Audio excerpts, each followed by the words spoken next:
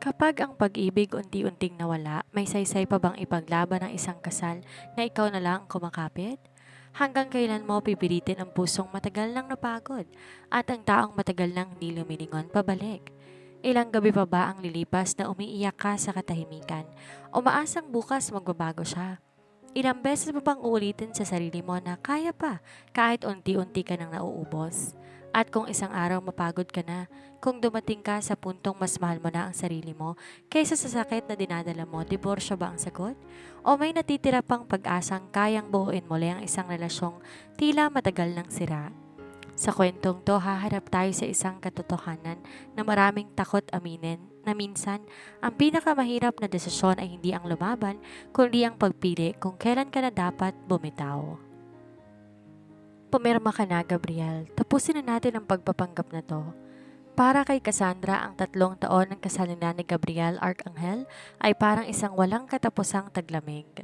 Nabuhay siya sa ilalim ng anino ng isang makapangyarihan at malamig na arkitektong pinakasalan lamang siya dahil sa isang lumang kasunduan ng pamilya.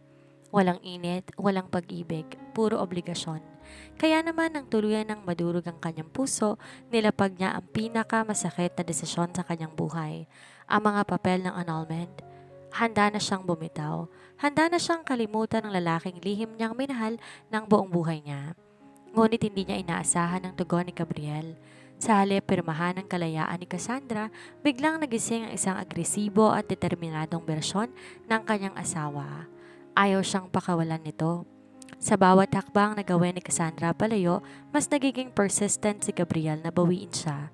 Mula sa mga matatamis na tula, mga sorpresang pag-aalaga hanggang sa mga mapanuring halik na nagpapasuko sa kanyang depensa. Ginamit ni Gabriel ang bawat gabi upang ipaalala sa kanya kung sino nagmamay-ari ng kanyang puso at katawan. Sa kanyang desperadong pagsisikap na takasan ang mapanlinlang na tukso ng asawa, lalo namang siyang nahulog sa mas malalim na patibong at ang mas matindi isang bagong buhay na ngayon ang nabubuo sa kanyang sinapupunan. Isang lihim na magtatali sa kanila habang buhay. Ngunit sa kanila ng kanilang muling paglalapit, narinig ni Cassandra ang isang katotohanan na wawasak muli sa kanya. Isang laro lamang ba ang lahat para kay Gabriel upang protektahan ang kanyang reputasyon at ari-arian? O may mas malalim at mas madilim na sikretong tinago ang lalaki na nakataya mismo ang sarili nitong buhay? Sa oras na malaman ni Cassandra ang malupit na katotohanan, huli na nga bang lahat para iligtas ang kanilang kasal? O ang huling pirma na kanyang hinahangad ang magiging simula ng kanilang pinakamasakit na trahedya o ng kanilang totoong habang buhay? Isang kwento na nagbabagang pagnanasa, lihim na sakripisyo at pag-ibig na susubukin hanggang sa huling tibok ng puso. Napakalamig ng gabi, ngunit mas malamig ang atmosfera sa loob ng marangyang mansyon ng mga arkanghel. Nakatayo si Cassandra sa gitna ng malawak na sala, nakatingin sa malalaking bintanang salamin kung saan gumuguhit ang patak ng ulan. Hawak niya ang isang puting sobre. Sa loob noon ay ang mga dokumentong magwawakas sa pinakamagandang panaginip at pinakamasakit na bangungot ng kanyang buhay. Narinig niya ang ugong ng makina ng sasakyan sa labas. Kasunod ang marahang pagbukas ng pinto. Pumasok si Gabriel. Kahit pagod mula sa isang mahabang araw bilang head architect ng Arcangel Design Group, hindi bawas ang kakasigan nito. Ang kanyang mamahaling suit ay lapat na lapat sa matikas itong pangangatawan at ang bawat hakbang niya nagtataglay ng otoridad na likas sa mga taong sanay na sinusunod ng lahat. Hindi ito tumingin sa kanya. Dire-diretso to sa bar counter upang magsalin ng scotch. Yun naman laging senaryo sa loob ng 3 taon. Mag-asawa sila sa papel ngunit magkasing gabi lang sila sa ilalim na isang bubong bilang isang mga estranghero. Gabriel, tawag niya. Bahagyang nanginginig ang kanyang boses ngunit pinilit niyang panatilihin ang natitirang lakas sa kanyang katawan. Bahagyang lumingon si Gabriel. Nakataas ang isang kilay. Gising ka pa pala. Akala ko ba may maagang deliver ng mga bulaklak sa shop mo bukas? Lumapit si Cassandra sa mahabang lamesang gawa sa mahogany. Doon, dahan-dahan niyang nilapag ang puting sobre. Ang tunog na yon, kahit gaano kahina, ay tila isang malakas na kulog sa pandinig ni Cassandra. Ano yan? Malamig na tanong ni Gabriel. Binaba niya ang baso ng alak at lumapit. Di man lang nito binubuksan ng sobre, ngunit ang kanyang mga madadilim na mata ay nagsimula ng mag-apoy sa hinala. Annulment papers, direktang sagot ni Cassandra. Sinalubong niya ang matalim na tingin ng asawa. Pumirma ka na, Gabriel. 3 taon na. Napagod na ako sa pagiging anino sa buhay mo. Gusto ko nang lumaya. Natigilan si Gabriel. Saglit na rumihistro ang pagkagulat sa kanyang mukha bago to napalitan ng isang mapanganib at mapait na ngiti. Humakbang siya pa itaas, dahilan para mapaatras si Cassandra hanggang sa sumadsad ang likod ng babae sa gilid ng lamesa. Lumaya? Bulong ni Gabriel. Ang boses ay mababa ngunit puro ng pagbabanta. Sa tingin mo ba hahayaan kitang umalis pagkatapos ng lahat ng ginawa ko para sa kasal na to? Anong kasal, Gabriel? Tuluyan ang bumigay ang pader ng emosyon na matagal nang iniingatan ni Cassandra. May mga luhang pumatak mula sa kanyang mga mata, mga luhang 3 taon niyang tinago gabi-gabi sa unan. Kinasal ka lang sa akin dahil sa kasunduan ng mga magulang natin bago sila mamatay. Hindi mo nga ako matingnan ng diretsyo. Hindi mo ako mahal? Mariing hinawakan ni Gabriel ang gilid ng lamesa. Kinulong si Cassandra sa pagitan ng kanyang mga braso. Amoy na amoy ni Cassandra ang mamahaling pabango nito na may kaunting tapang ng alak. Isang pamilyar na amoy na palaging nagpapabilis sa tibok ng kanyang puso. Nagkakamali ka, Cassandra. Mas lalong lumapit ang mukha ni Gabriel, sapat para maramdaman niya ang mainit na hininga nito sa kanyang labi. Baka nakakalimutan mo kung sinong ang arkel ang nagmamay-ari sa iyo ngayon. Hindi ko pipirmahan ang basurang yan. Hindi mo ako pa pwedeng pakialaman. Tapos na ang obligasyon natin sa pamilya natin. Katwiran niya, pilit na tinutulak ang matigas sa dibdib ng asawa. Ngunit hindi natitinag si Gabriel. Sa halip, hinawakan niya ang pulso ni Cassandra. Hindi madiin upang saktan siya, ngunit sapat ang higpit upang iparamdam na wala na siyang tatakasan. Simula sa gabing to, Cassandra, matututunan mo kung paano maging totoong asawa sa akin. Kung sa tingin mo hahayaan kitang ipamigay ang apelido ko sa iba, nagkakamali ka. Deklara ni Gabriel bago binitawan ang kanyang kamay. Kinuha ni Gabriel ang sobre, ngunit sa halip na pirmahan, marahas niya itong pinunit sa dalawa at tinapon sa basurahan. Pagkatapos tumalikod to at dire-diretsyong pumasok sa master's bedroom. Ang silid na 3 taon nitong iniwasan at hindi kailanman tinulugan kasama siya. Naiwang nakatulala si Cassandra sa sala, nanginginig ang buong katawan. Doon niya napagtanto ang akala niyang katapusan ng kanyang paghihirap ay simula pa lamang pala ng isang bagong kabanata. Isang kabanata kung saan ang natutulog na leon tuluyan ang nagising upang siya ay bawiin. Kinabukasan nagising si Cassandra na hindi ang nakasanayang katahimikan ng mansyon ang sumalubong sa kanya, kundi ang isang pamilyar at masarap na amoy na nagmumula sa ibaba. Amoy ng bagong lutong pancakes, brewed coffee at natitustang bacon. Kumunot ang kanyang noo. Sa loob ng 3 taon, ang mga katulong lang ang gumagalaw sa kusina at kung wala ang mga to, siyang nagluluto para sa sarili niya. Dahan-dahan siyang bumaba ng hagdan habang inaayos ang kanyang silk robe. Pagdating niya sa kusina, tila napako ang kanyang mga paa sa sahig. Nandoon si Gabriel. Nakasuot to na isang simpleng gray na t-shirt at sweatpants. Isang bihirang itsura para sa isang lalaking laging balot ng mamahaling suit. May suot din tong black apron habang bihasang nagbabaliktad ng pancake sa kawali.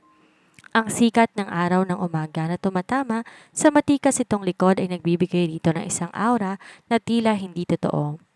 Lumingon si Gabriel nang maramdaman ang kanyang presensya. Isang malambot at tapat ng ngiti ang sumilay sa mga labi nito. Isang ngiti na kailanman hindi pa nakikita ni Cassandra. Good morning, wifey, bati ni Gabriel. Ang boses ay pauspa dahil sa bagong gising, ngunit may kakaibang lambing na bago sa pandinig ni Cassandra. Maupo ka na, katatapos lang nitong paborito mo. Nanatiling nakatayo si Cassandra, pilit pinapakalma ang mabilis sa tibok ng kanyang puso. Anong palabas to, Gabriel? Nasaan ang mga katulong at bakit ka nagluluto? Binaba ni Gabriel ang spatula at tuluyan humarap sa kanya. Lumapit to, hawak ang isang plato ng pancakes at nilapag sa tapat ng bakanting upuan. Inihila niya ng upuan si Cassandra. Pinagbakasyon ko muna ang mga tauhan sa bahay ng 1 linggo. At tungkol naman dito, tinitigan siya ni Cassandra ng diretso sa mga mata. Ito ang simula ng panliligaw ko sa'yo. Napakurap si Cassandra. Naisip niya kung nananaginip pa ba siya. Panliligaw, nababaliw ka na ba? Kagabi lang pinunit mong annulment papers natin tapos ngayon. Sabi mo kagabi, napagod ka na dahil hindi kita pinapansin. Sabi mo para ka lang anino dito sa bahay. Pagputol ni Gabriel, mababa, ngunit seryoso ang tono. Umupo ito sa katabing upuan ni Cassandra. Masyadong malapit para sa comfort zone na nakasanayan nila. Nag-isip ako magdamag, Cassandra. Tama ka.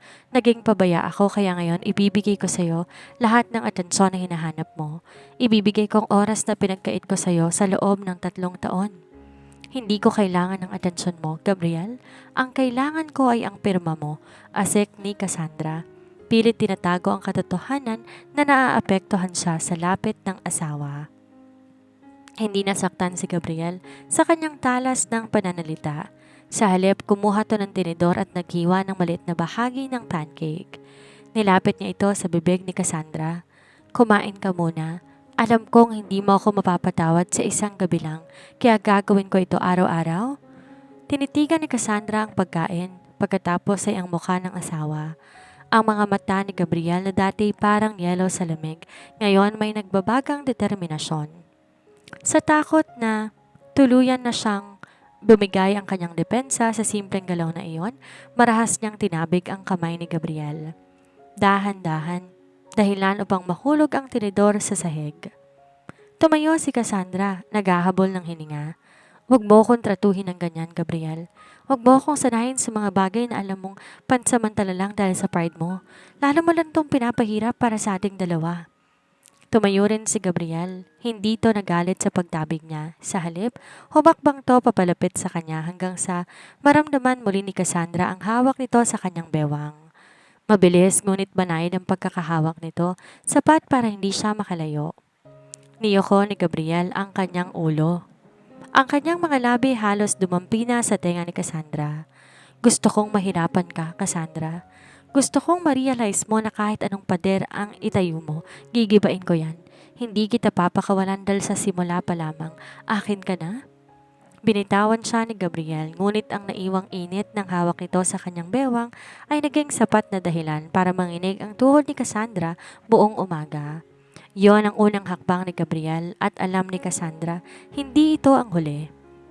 Lalong naging agresibo at mapangakit si Gabriel sa sumunod na linggo.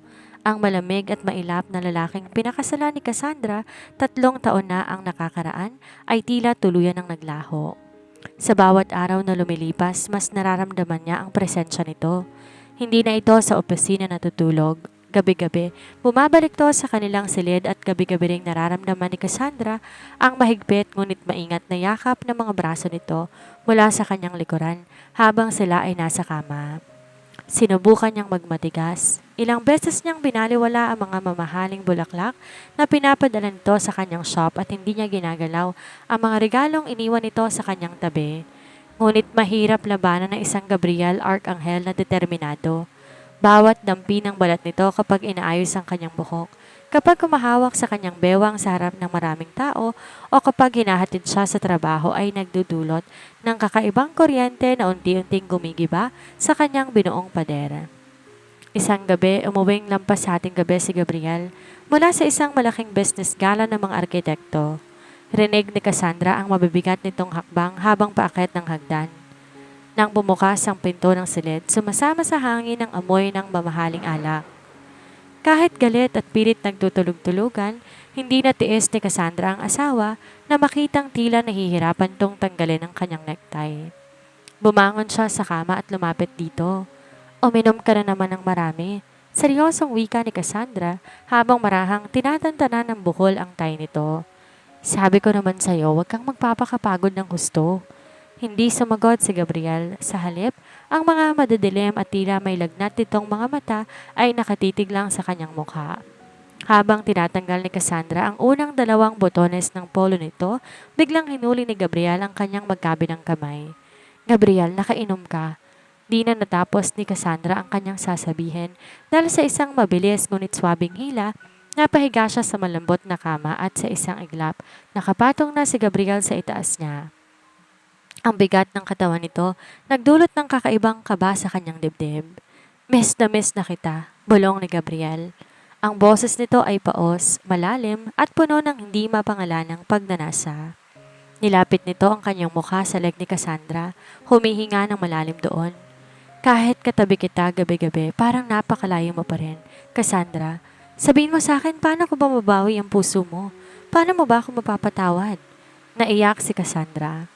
Ang pagsisikap niyang wag nang mahulog, ang lahat ng galit na tinanim niya sa kanyang puso sa loob ng 3 taon ay tila unti-unting natutunaw sa init ng hininga ng asawa. Gabriel, wag! Wag mo kong laruin ng ganito, pakiusap niya. Bagamat ang kanyang mga kamay ay kusa ng kumapit sa malalapad na balikat ng lalaki. Hindi to laro, Cassandra. Totoo to. Bulong ni Gabriel bago tuluyang sinara ang distansya sa pagitan ng kanilang mga labi. Ang halik na iyon ay hindi katulad ng mga nakarang halik na mabilis at formal. Ito ay isang halik na gutom, puno ng pangungulila at nag-aapoy na pagnanasa. Sa bawat pagdampi ng kanilang mga labi, tila tinutupok ng apoy ang natitirang depensa ni Cassandra. Nang gabing yon, sa ilalim ng malamlam na liwanag ng buwan na tumatagos sa bintana, sinuko ni Cassandra ang kanyang katawan at ang natitirang lakas sa kanyang asawa. Ang kanilang pagtatalik naging isang marubdob na deklarasyon ng pag-ibig na matagal nang kinubli, puno ng tamis, pait at matinding emosyon. Kinabukasan nagising si Cassandra na nakasandalo sa kanyang ulo sa matigas at mainit na dibdib ni Gabriel, habang ang mga binti nito nakapulupot pa rin sa kanya. Rinig niya ang regular at mapayapang tibok ng puso ng asawa. Ngunit sa halip na kapayapaan, isang matinding takot ang biglang namayani sa kanyang puso. Tinitigan niya ang natutulog na mukha ni Gabriel. Lalo lang akong nahuhulog sa isip niya. Paano kung kapag natapos ng interes niya sa akin, iwanan niya ulit ako sa lamig? Ang takot na masaktan muli ang naging metsa upang mag-alinlangan siya sa kaligayahang nararamdaman kagabi. Lumipas ang 1 buwan matapos ang gabing yon na binagong lahat. Sa ibabaw mukhang perpektong takbo ng buhay mag-asawa ni Cassandra at Gabriel. Naging mas maalaga, mas mapagparaya at mas malambing si Gabriel. Kung titingnan sila ng ibang tao, iisipin ng mga ito na dumaan lang sila sa isang normal na tampuhan at ngayon mas lalo naging matatag. Ngunit sa kaloob-looban ni Cassandra may isang maliit na tinik ng pag-aalinlangan na unti-unting lumalaki. Tuwing gabi kapag natutulog si Gabriel habang nakayakap sa kanya, nakatitig lang si Cassandra sa kisame. Di niya mapigilang magtanong sa sarili, bakit ngayon lang? Bakit kung kailan humingi siya ng annulment, doon lang natutong magmahal si Gabriel? Dahil ba talaga sa takot itong mawala siya? O dahil lang sa pride na isang kilala at tinitingalang Gabriel Arcangel na ayaw maging unang lalaki sa kanilang angkan na iniwan at tinakasan ng asawa? Ang kawalan ng katiyakan, unti-unti, pumapatay sa kapayapaan ng kanyang isip. Isang hapon, nagpa siya si Cassandra na surprisein si Gabriel sa opisina nito sa Arcangel Design Group. Nagluto siya ng paborito nitong kare-kare para sa tanghalian. Umaasa na ang simpleng gawaing ito ay makakatulong upang maalis sa mga negatibong isipin sa kanyang utak. Pagdating niya sa penthouse floor ng gusali, napansin niya wala sa kanyang desk ang sekretary ni Gabriel. Ang pinto naman ng malawak na opisina ng kanyang asawa ay bahagyang nakabukas, sapat upang marinig ang mga boses mula sa loob. Papasok na sana si Cassandra nang marinig ang pamilyar na boses ng personal na abogado at malapit na kaibigan ni Gabriel na si Attorney Santos. Sigurado ka ba sa plano mo, Gabriel? Kung hindi mo pipirmahan ang annulment na hinihingi ni Cassandra, malaking gulo to. Wika ng abogado. May bahid ng pag-aalala ang tono. Maaaring madamay ang mga ari-arian mo at ang shares mo sa kumpanya kapag nalaman ng mga board of directors ang totoong estado ng kasal ninyo. Alam mo kung gaano kahigpit ang mga investor sa reputasyon ng pamilya mo. Napatigil si Cassandra sa labas ng pinto.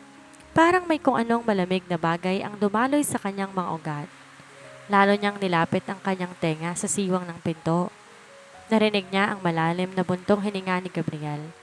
Kasunod ang tunog ng pag-ikot ng swivel chair nito. Gagawin ko ang lahat para hindi niya ako iwan, Santos. Kahit anong laro, papatulan ko. Kailangan kong panatilihin si Cassandra sa tabi ko anuman ang mangyari. Laro, ang salitang yon ay tila isang matalim na balisong na sumaksak ng paulit-ulit sa puso ni Cassandra. Nanlamig ang buong katawan niya at halos mabitawan niya ang bitbit na paper bag na nilalaman ng pagkain na pinagkahirapan niyang iluto. At lahat ng pag-aalaga ni Gabriel sa nakaraang buwan, ang mga bulaklak, ang mga tula, ang mga matatamis na bulong sa gabi at ang marubdob na pagtatalik na akala niya ay puno ng pag-ibig, lahat ng yon, bahagi lamang pala ng isang malaking estratehiya. Bahagi lang ng isang laro upang pasunurin siya, upang pigilan siyang ituloy ang annulment. Lahat para lamang protektahan ang reputasyon, ang posisyon sa kumpanya at ang mga mamahaling ari-arian nito. Nanghina ang mga tuhod ni Cassandra. Ang mga luhang matagal niyang pinigil ay mabilis na pumatak. Pait at bighati ang dala sa kanyang mga pisngi. Pakiramdam niya isa siyang malaking tanga na naniwalang nagbagong isang leon. Hindi na siya kumatok. Sa halip, marahan siyang tumalikod at patakbong lumabas ng gusali habang pinapahid ang kanyang mga luha. Ang akala niyang pagbawi at panunumbalik ng pag-asa ay isa palang mas malamig at mas malupit na pannilinlang.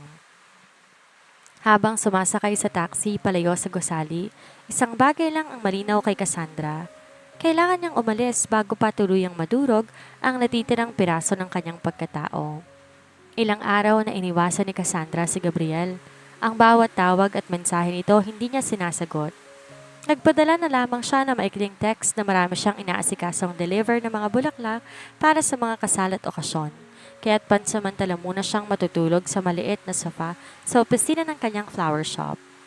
Sa katunayan, hindi siya makauwi dahil hindi niya kayang tingnan ang mukha ni Gabriel na hindi naaalala ang salitang laro. Tuwing maiisip niya na ang bawat yakap nito ay may kalakip na interes para sa kumpanya, tila sinasaksak ang kanyang puso. Subalit kasabay ng kanyang pag-iisa ay ang unti-unting pagbabago sa kanyang sariling katawan. Noong una akala ni Cassandra dala lamang na matinding stress at labis na pag-iyak ang madalas na pagka-low blood niya. Ngunit nang sumunod na mga araw naging kakaiba na ang mga senyales. Tuwing umaga bago pa man sumikat ang araw, nagigising siya sa matinding pagsusuka kahit wala pa namang laman ang kanyang tiyan. Ang amoy ng brewed coffee na dati niyang kinahuhumalingan biglang nagdulot sa kanya ng matinding pagkahilo. Kahit ang bango ng mga paborito niyang rosas sa shop, biglang naging masyadong matapang para sa kanyang pang-amoy. May hinala na siya ngunit natatakot siyang kumpirmahin ito. Natatakot siya na harapin ang katotohanan. Isang hapon, nang hindi niya nakayanin ang bigat ng pag-aalinlangan, lakas loob siyang nagsuot ng sombrero at sunglasses upang bumili ng pregnancy test kit sa pinakamalapit na botika. Pagbalik sa banyo ng kanyang shop, nanginginig ang kanyang mga kamay habang ginagawa ang proseso. Nilapag niya ang maliit na plastic stick sa ibabaw ng lababo. Humakbang siya pabalik, nakatalikod, habang mariing nakapikit ang mga mata at mabilis ang tibok ng dibdib. Nanalangin siya. Hindi niya alam kung hinihiling niya ba ay ang magnegatibo para mas maging madali ang pag-alis niya o magpositibo dahil sa kaibuturan ng kanyang puso, matagal niya ng pangarap na magkaroon ng bunga ang pagmamahal niya kay Gabriel. Lumipas ang ilang minuto, huminga siya ng malalim, dahan-dahan humarap sa lababo. Dalawang pulang linya, malinaw, matapang. Napasinghap si Cassandra. Kusang naitakip niya ang kanyang palad sa kanyang bibig upang pigilin ang isang hikbi. Dahan-dahan bumaba ang kanyang kamay patungo sa kanyang patag na tiyan. Anak, bulong niya, kasabay ng pag-agos ng mainit na luha sa kanyang mga pisngi. Buntis siya. Buntis siya sa anak ng lalaking nalinlang lamang sa kanya. Sa anak ng lalaking ginamit ang gabi ng pagsasama nila bilang bahagi ng isang estratehiya. Halo-halong emosyon ang sumakop sa kanyang buong pagkatao. May takot, may kaba, ngunit may kakaibarang init at pagmamahal na biglang umusbong para sa munting buhay sa loob niya. Ngunit paano niya ito sasabihin kay Gabriel? Kung sasabihin niyang totoo, alam niyang gagamitin mo rito ni Gabriel upang mas lalo siyang itali sa kasal na walang pag-ibig. Baka lalo lang siyang pakawalan nito, hindi dahil mahal siya nito bilang asawa, kung hindi dahil sa obligasyon, sa pamilya, sa tagapagmana ng mga arkanghel. Ayaw niyang lumaki ang kanyang anak sa isang tahanang puno ng pagpapanggap at malamig na pader. Katulad ng dinanas niya sa loob ng 3 taon. Napasandal si Cassandra sa pinto ng banyo. Unti-unting napaupo sa sahig habang yakap ang kanyang mga binti. Pakiramdam niya huling-huli na ang lahat upang iligtas ang kanilang kasal. Ang pundasyon, akala nila'y unti-unti nang nabubuo, ay gumuho na. At ang tanging magagawa na lamang niya ngayon ay ang protektahan ng kanyang anak. Kahit nangangahulugan yon ng paglayo ng tuluyan at pagpapalaki dito ng mag-isa. Hindi na nakatiis si Gabriel. 2 linggo na siyang parang nababaliw. Ang mansyon na dating tahimik mas lalo naging mistulang libingan nang wala si Cassandra. Di niya matanggap ng kanyang asawa ay mas pininipang matulog sa isang maliit at malamig na sofa sa flower shop kaysa tabihan siya sa kanilang kama. Kaya naman isang gabi, sa gitna ng malakas na buhos ng ulan, pinuntahan niya ito. Peresahan niyang sinara ang shop ni Cassandra. Sa kabila ng mga sipa, tulak at pagsigaw ng babae, binuhat niya ito at sinakay sa kanyang kotse. Walang kibuan sa buong biyahe, ngunit ang hangin sa loob ng sasakyan ay halos mag-apoy sa tindi ng atensyon. Pagdating sa malawak na sala ng kanilang mansyon, marahas na binaba ni Gabriel ang kanyang mga susi sa lamesa. Hinarap niya si Cassandra, pula ang kanyang mga mata sa galit, pagod at matinding pag-aalala. Ano bang problema mo, Cassandra? Sigaw ni Gabriel na umalingaw-ngaw sa buong bahay. Bakit mo ako iniiwasan? Bakit ayaw mo akong kausapin? Akala ko ba okay na tayo pagkatapos ng gabing yon? Akala ko ba nararamdaman mo na kung gaano kita kamahal? Napakapit si Cassandra sa hawakan ng sofa upang suportahan ang kanyang nanginginig na mga binti. Ang pagbanggit ni Gabriel sa gabing iyon ay parang asin na ibinubudbod sa sariwa niyang sugat. Ang kanyang kamay kusa ng gumagalaw patungo sa kanyang tiyan, ngunit pinigilan niya ang sarili. Di nito po pwedeng malaman ang tungkol sa bata. Mahal mo ko? Isang mapait at mapanguyam na tawa ang lumabas sa mga labi ni Cassandra habang umaagos ang kanyang mga luha. O mahal mo ang kumpanya mo, Gabriel? Natigilan si Gabriel, kumunot ang kanyang noo. Anong sinasabi mo? Narinig kita. Narinig ko kayo ng abogado mo sa opisina mo nung 1 buwan. Sinumbat ni Cassandra. Ang bawat salita may kalakip na hagulhol. Gusto kong sorpresahin ka, Gabriel. Nagluto pa ako para sa'yo pero anong narinig ko? Ang sabi ng abogado mo, kailangan mong pirmahan ng annulment dahil madadamay ang mga ari-arian mo at ang shares mo kapag nalaman ng board at mga direktor ang estado natin. At anong sagot mo? Gagawin kong lahat para hindi niya ako iwan. Kahit anong laro papatulan ko. Lalong lumapit si Cassandra kay Gabriel. Sinalubong ang lalaking mga mata ng asawa. Laro, Gabriel. Ang lahat ng pag-aalaga mo, ang pagluluto mo ng almusal, ang mga bulaklak, ang bawat halik at yakap mo sa gabi, lahat ng yon parte lang ng laro mo para protekta ng reputasyon mo at ang kumpanya mo. Ginamit mong nararamdaman ko para pasunurin ako. Mukhang nawala ng hangin sa dibdib ni Gabriel. Ang kanyang matikas sa tindig ay tila biglang nanghina. Umabante siya, pilit tinawakan na magkabilang balikat ni Cassandra. Cassandra, makinig ka sa akin. Maling-mali ang narinig mo, hindi mo naiintindihan ang buong sitwasyon? Naiintindihan ko, Gabriel. Huling-huli na para magpanggap ka pa. Buong lakas, tinabig ni Cassandra ang mga kamay nito. Ang sakit sa kanyang dibdib ay labis-labis na. Dahil sa laro mo, muntik na naman akong maging tanga. Pero tapos na ako ron. Pipirmahan mo ang annulment na yan sa ayaw at sa gusto mo. Ayoko nang makita ang mukha mo. Hindi ko pipirmahan yan. Sigaw ni Gabriel, bakas na ang desperasyon sa kanyang boses. Di kita kayang pakawalan, Cassandra. Hindi dahil sa kumpanya, kundi dahil hindi ko kayang mabuhay nang wala ka. Ngunit para kay Cassandra, ang mga salitang iyon ay bahagi na naman ng panibagong estratehiya nito. Ang tiwala niya ay tuluyan ng nadurog. Nang gabing yon, sa gitna ng bulyaw ng bagyo sa labas, tumalikod si Cassandra. Bitbit ang isang maliit na bag na naglalaman ng ilang piraso ng kanyang damit. Lumabas siya ng mansyon. Hinabol siya ni Gabriel hanggang sa labas, ngunit sumakay na siya sa isang naghihintay na taxi.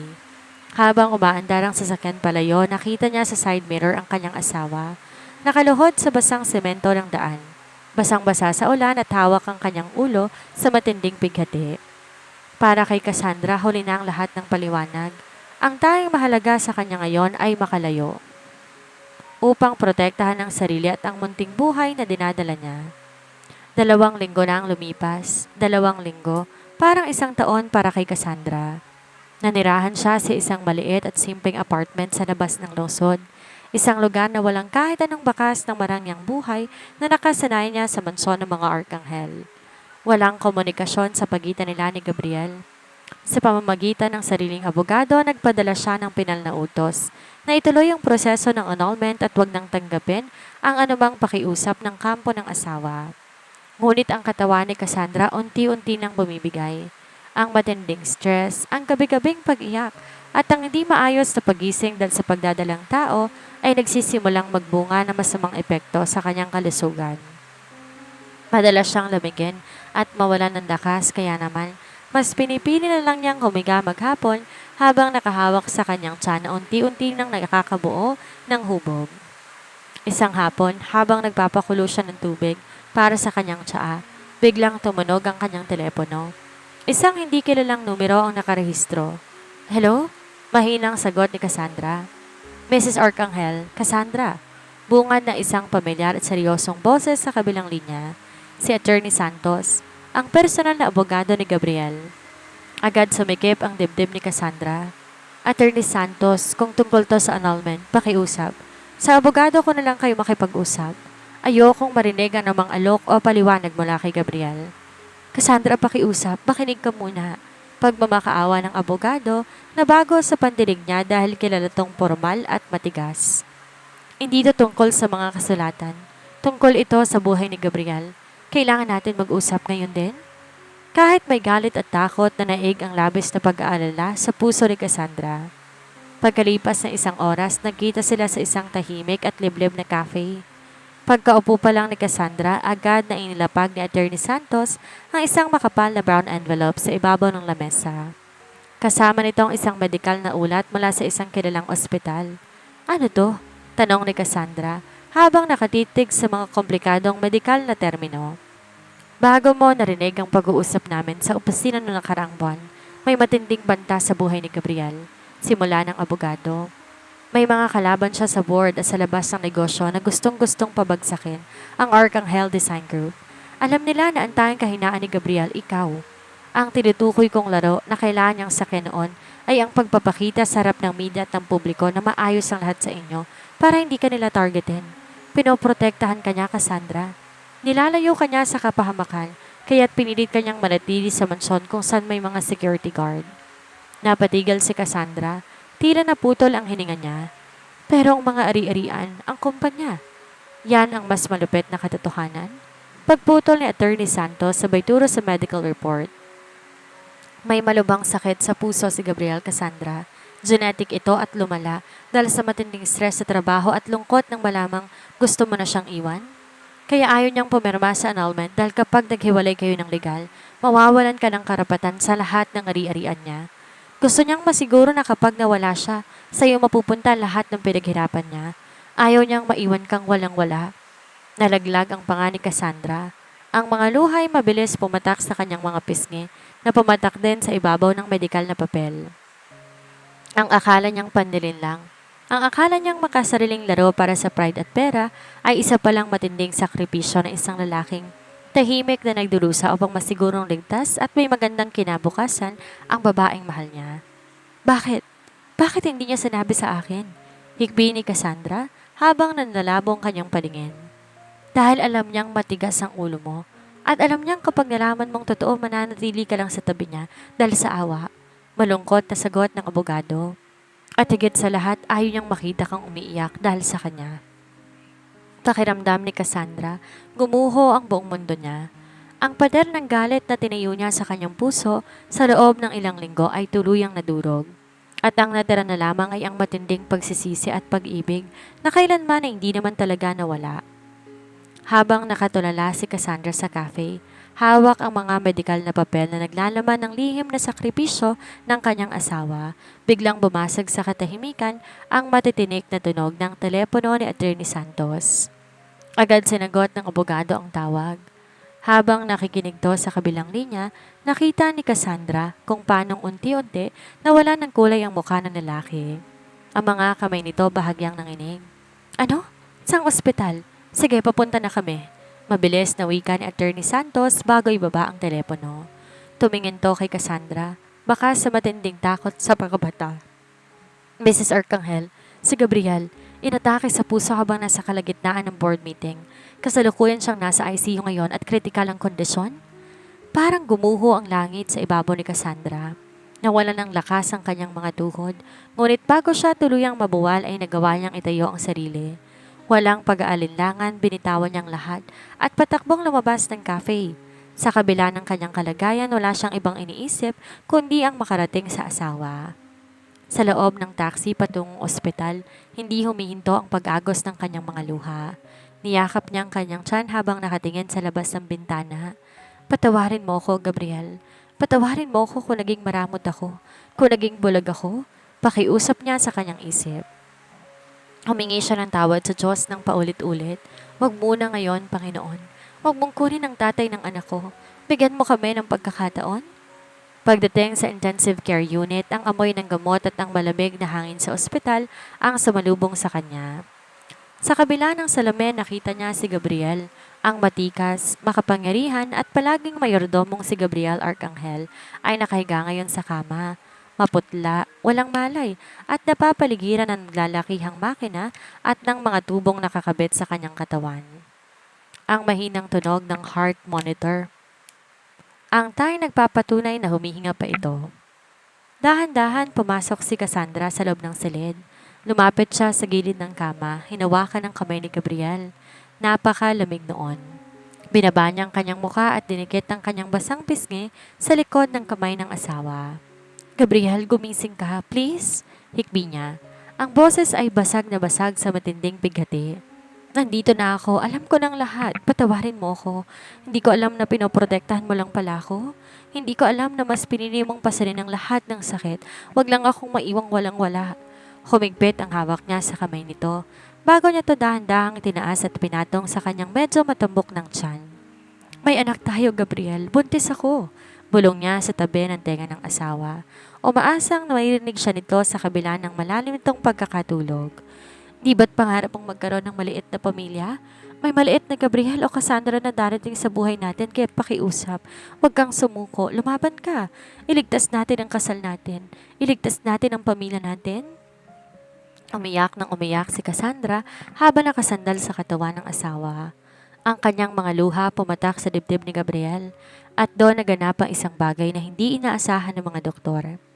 Sa paglapat ng kamay ni Gabriel sa tiyan ni Cassandra, biglang gumalaw ang daliri ng lalaki. Mahina ngunit sapat para maramdaman ni Cassandra. Kasabay noon nakakabinging bagal na tunog ng heart monitor, biglang nagbago, naging mas mabilis, mas regular at mas malakas ang bawat ibok. Ang natutulog na puso ni Gabriel muling sumigla, tila nakarinig na isang dahilan upang patuloy na lumaban sa kamatayan. 3 araw at 3 gabi na hindi umalis si Cassandra sa tabi ng kama ni Gabriel. Sa kabila ng pakiusap ng mga doktor at ni Attorney Santos na magpahinga muna siya dahil sa kanyang pagdadalang tao, na natili siyang nakabantay. Natatakot siya na sa sandaling bitawan niya ang kamay ng asawa, tuluyan na itong mawawala sa kanya. Pinunasan niya ang mukha nito, kinakausap gabi-gabi, patuloy na pinaparamdam ang munting buhay na sumisipa na sa kanyang sinapupunan. Sa ika-4 na umaga habang ang sikat ng araw, marahang tumatagos sa bintana ng ICU, naramdaman ni Cassandra ang marahang pagpiga sa kanyang mga daliri. Napatingala siya agad. Dahan-dahan gumalaw ang mga talukap na mata ni Gabriel hanggang tuluyan nitong idilat ang mga madidilim at tila nalilitong paningin. Tumingin to sa paligid bago huminto ang mga mata sa mukha ni Cassandra. Cassandra? Paos at halos walang boses na bulong ni Gabriel sa ilalim ng kanyang oxygen mask. Nandito ako, Gabriel. Nandito lang ako. Mabilis sa sagot ni Cassandra. Agad na umagos ang mga luha ng kagalakan sa kanyang mga pisngi habang hinahalikan ng paulit-ulit ang kamay ng asawa. Huwag ka munang magsalita. Pakiusap, magpahinga ka muna. Ngunit dahan-dahan tinaas ni Gabriel ang kanyang kamay. Tinanggal ang mask sa kanyang muka at pilit tinuturo ang tiyan ni Cassandra. Ang kanyang mga mata nagbabadya ng luha. Naririnig kita. Nung nasa dilim ako, ang sabi mo, may anak tayo. Totoo ba, Cassandra? O panaginip lang ang lahat? Tumango si Cassandra habang nakangiti sa gitna ng kanilang pag-iyak. Kinuha niya ang kamay ni Gabriel at muling ipinatong sa kanyang tiyan. Totoo, Gabriel, magiging tatay ka na. 3 buwan na siya sa loob ko kaya't kailangan mong magpalakas. Kailangan ka namin ng anak mo. Isang emosyonal na buntong hininga ang pinakawala ni Gabriel at sa unang pagkakataon sa loob ng 3 taon, Nakita ni Cassandra ang pag-iyak na isang matatag na lalaki.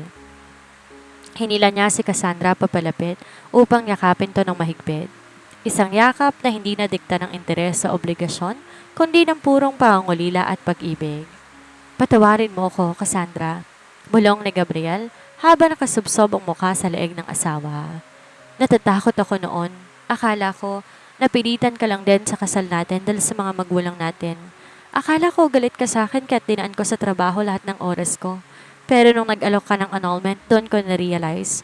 Mas madali pang mawala ang buong kumpanya ko, wag lang ikaw. Mas pipiliin kong mamatay kaysa makita kang hawak ng iba. Patawad din, Gabriel. Naging bulag ako sa mga sakripisyo mo. Sagot ni Cassandra habang hinahablos ang buhok ng asawa.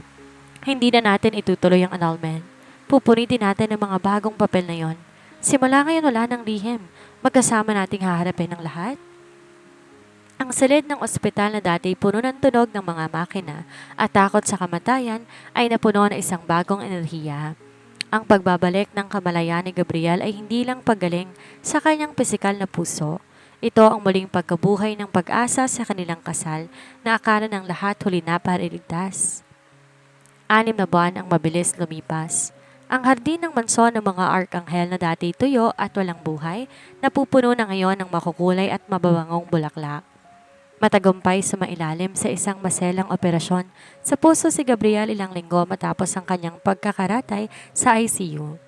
Sa tulong ng tamang pag-aalaga ni Cassandra at ang pagnanais na makita ang pagsilang ng kanilang anak, ganap na tong malusog at malakas. Ang mga kalaban naman nito sa board at ang mga nagtangkang manira sa kanilang pamilya ay tuluyan ng naasikaso ng batas sa tulong ni Attorney Santos.